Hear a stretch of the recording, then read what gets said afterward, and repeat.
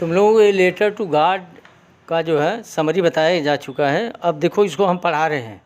किताब निकालो और देखो एक तरफ से जो है पहला देखो, the house the only one in the entire valley set on the crest of A low hill from the house माने वह घर, द ओनली हाउस माने एकमात्र मकान या एकमात्र घर, इन द इंटायर वैली जो संपूर्ण घाटी में था, sat on the crest of low hill माने वह निचली पहाड़ी के ऊपरी हिस्से अर्थात चोटी पर स्थित था।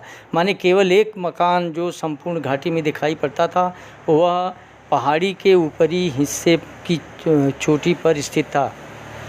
From the height one could see the river, वहाँ से उस ऊंचाई से कोई भी नदी को देख सकता था।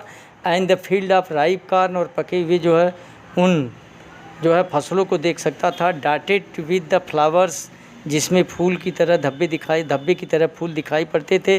That always promise a good harvest, जो यह बताते थे कि इस वर्ष अच्छी फसल होगी। The only thing the earth needed, दूसरा पैराग्राफ देखो, the only thing the earth needed was a downpour at least a shower. अब केवल यदि पृथ्वी को ज़रूरत थी तो वह केवल या तो भारी वर्षा की या जो है कम से कम एक फुहार या बौछार की आवश्यकता थी। Throughout the morning Lencho माने सुबह से ही Lencho, who knew his field intimately, जो अपने खेत को घनिष्ठतापूर्वक जानता था अर्थात बहुत नज़दीकी से देख चुका था। हैड डन नथिंग इल्स, वह दिन में कुछ नहीं किया, but seen the sky towards the north east, वह केवल उत्तर पूर्वी दिशा में या उत्तर पूर्व की तरफ केवल आकाशों को ही देखता रहा और दिन में कुछ नहीं किया, केवल आकाश की ओर देखता रहा कि शायद वर्षा हो।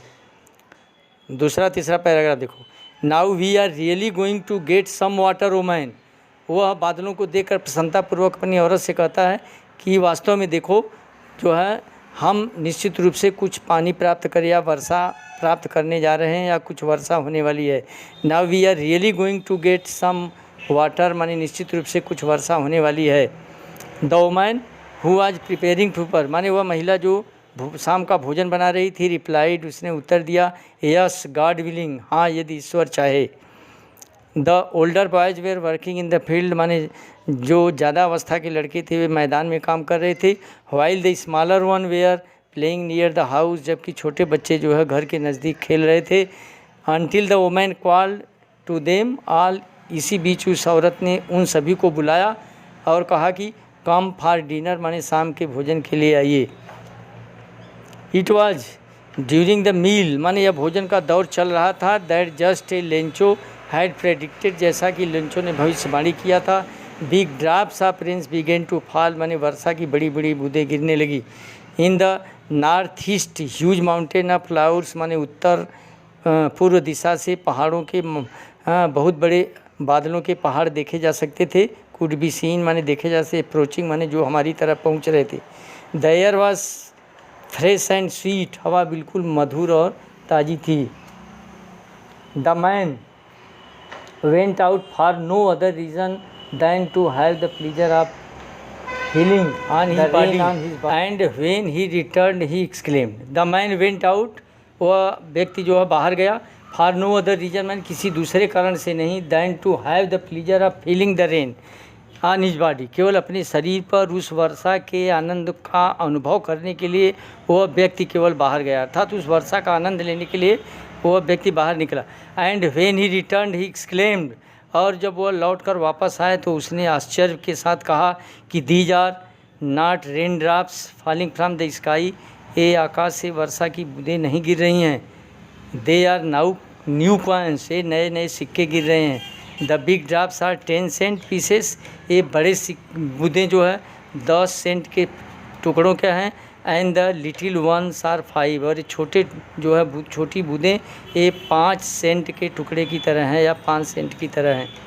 When a satisfied expression he regarded the field of his ripe corn with its flower dropped in curtain of rain, but suddenly a strong wind began to blow एंड along with the rain very large hailstone began to fall.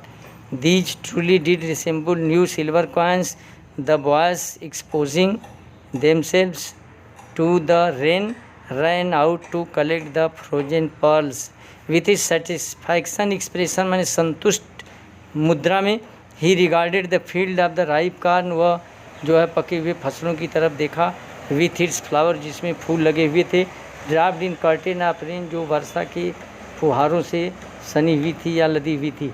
But suddenly strong wind began to blow, लेकिन एकाएक जो है तेज़ हवा चलने लगी। And along with the rain, और इस वर्षा के साथ very large hail stone began to fall, बहुत बड़े बड़े जो है ओले पड़ने लगे। These truly did resemble new silver coins, वास्तव में इनकी तुलना नए सिक्कों से की जा सकती थी। The boys exposing themselves to the rain, बच्चे अपने आप को जो है नंगा खोलते हुए ran out collect the frozen pearls, माने इस जमे हुए मोती को इकट्ठा करने के लिए दौड़ पड़े या बाहर निकल पड़े। It is really getting bad now exclaim the man, वह व्यक्ति आश्चर्य व्यक्त करता हुआ कहा कि वास्तव में यह बहुत बुरा होने जा रहा है। I hope it passes quickly, मैं आशा करता हूँ कि यह जल्दी ही थम जाए या गुजर जाएगा। It did not pass quickly, लेकिन यह जल्दी गुजरा नहीं।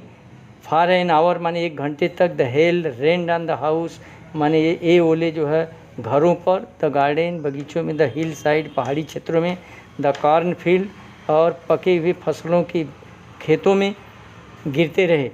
ऑन द होल वैली, अर्थात संपूर्ण घाटी में ये ओले पड़ते रहे। द फील्ड वाज वाइट, माने पूरा मैदान जो है बिल्कुल सफ़ेद पड़ गया था। As it covered with salt, जैसे कि यह नमक से ढक गया हो। Not a leaf of remain on the trees, पेड़ों की एक भी पत्ती नहीं बची। The corn was totally destroyed, पूरी की पूरी फसल नष्ट हो गई। The flower were gone from the plants, पौधों के जो है फूल गायब हो गए। Lencho soul was filled with sadness, Lencho का हृदय जो है उदासी से या दुख से भर गया। When the storm had passed, जब तूफान गुजरा या समाप्त हुआ। He stood in the middle of the field, वह अपने खेत के बीच में खड़ा हुआ। And said to his sons, अपने बेटों से कहने लगा। A plague of locust would have left more than this, the hail has left nothing this year, we will have no corn. A plague of locust, माने टिड्डियों का प्रकोप भी। Would have left more than this, माने इससे ज़्यादा छोड़ता जितने की एक ओले या ओलों ने नष्ट किया है। The hail has left nothing, इस ओले ने कुछ नहीं छोड़ा है। This year we will have to no corn, इस वर्ष हमें बिल्कुल फसल नहीं मिलेगी। That night was a sorrowful one, यह रात दुख भरी रात थी। All our work for nothing, वह आश्चर्य व्यक्त करा कि ये सभी हमारे कार्य कुछ नहीं के लिए, अर्थात बर्बादी के लिए ही होंगे। There is no one who can help us, इस दुनिया में कोई हमारा नहीं जो हमारी मदद करे। We will all go hungry this year, निश्चित रूप से इस वर्ष हम भूखों मरेंगे। But in the heart of all who lived in that solitary house in the middle of the valley, लेकिन इस घाटी के मध्य स्थित मकान में, इस सुनसान स्थान पर कौन सबके हृदय में निवास करता है। There was a single hope, केवल उसी की एकमात्र आशा थी। हेल्प फ्रॉम गॉड, अर्थात यह आशा ईश्वर से थी। Do not be so upset, इसलिए बहुत ज़्यादा बेचैन मत हो। Even though this seems like a total loss, भले ही तुम्हें बिल्कुल नुकसान दिखाई पड़ता है या संपूर्ण नुकसान दिखाई पड़ता है। Remember no one dies of hunger, याद रखो कि कोई भूखों नहीं मरता है। दैट इज़ व्हाट दे से, यही वह चीज़ है जो कि लोग कहा करते हैं कि no one dies of hunger, कोई भूखों नहीं मरता है। ऑल थ्रू द नाइट, माने पूरी रात भर। Lencho thought only of his one hope, Lencho जो केवल एक ही आशा के बारे में सोचता रहा। द हेल्प ऑफ गॉड, वह आशा ईश्वर के मदद की थी। जिसकी आंखें हुज आइज, माने जिसकी आंखें as he had been instructed, जैसा कि उसे बताया गया है या लोगों ने जैसा उपदेश दिया है। सी एवरीथिंग, माने हर चीज़ों को देखती हैं स्पष्ट रूप से। Even what is deep in one's conscience, यहाँ तक कि यदि एक व्यक्ति के अंतरात्मा में, आत्मा में भी कोई बात छिपी रहती है, ईश्वर की निगाहें उसे अवश्य देख लेती हैं।